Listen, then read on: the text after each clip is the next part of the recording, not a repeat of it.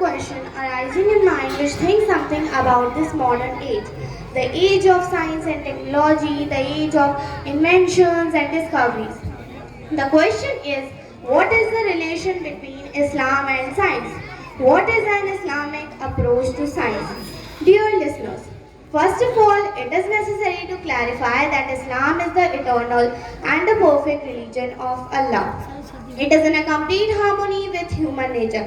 It can never be in contrary to the laws of nature. Its teaching can run ups and downs of every age. On the other hand, science is the systematic study and the knowledge of natural and physical phenomena. It accepts changes once it proves something, while sometimes it rejects and claims something else. Dear brothers, science does not create any problem for us. Not only it favors Islam the most, but it also testifies the truth. Let me say that the Quran and Hadith does not need science for their reliability. Rather, science needs these sources to justify itself. Islam not only approves science, rather it is the founder of modern science. Listeners, we should not mind if science found any fault in Islam, because we should strongly believe that the truth lies what Allah and His messengers have said. Here I conclude my speech. Thank you. अब मैंने जो speech आप हजरात के सामने English में पेश की है, अब मैं उसका मतलब आप हजरात के सामने पेश करूँगी। आजकल के ज़माने में ये बहुत मामूली सा सवाल है जो दिमाग में उठता है और सोचता है आजकल के मॉडर्न ज़माने के बारे में, आजकल की मॉडर्न साइंस, टेक्नोलॉजी, इन्वेंशंस और डिस्कवरीज़ के बारे में।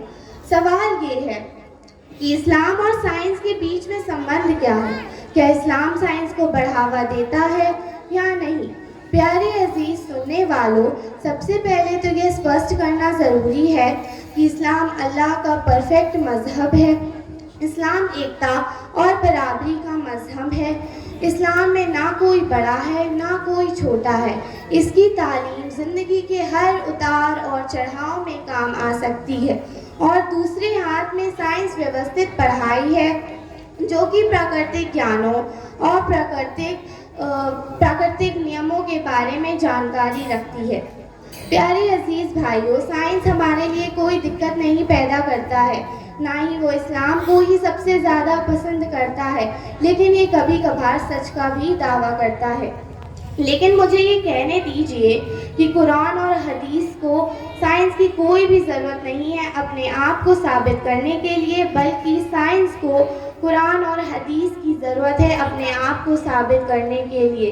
प्यारे अजीज़ सुनने वालों, हमें बुरा नहीं मानना चाहिए अगर साइंस इस्लाम में कोई भी कमी निकालता है, क्योंकि इस्लाम को कोई भी हक नहीं है, साइंस को कोई भी हक नहीं है हमारे ईमान को बढ़ाने या घटाने में कोई भी रोल निभाने का।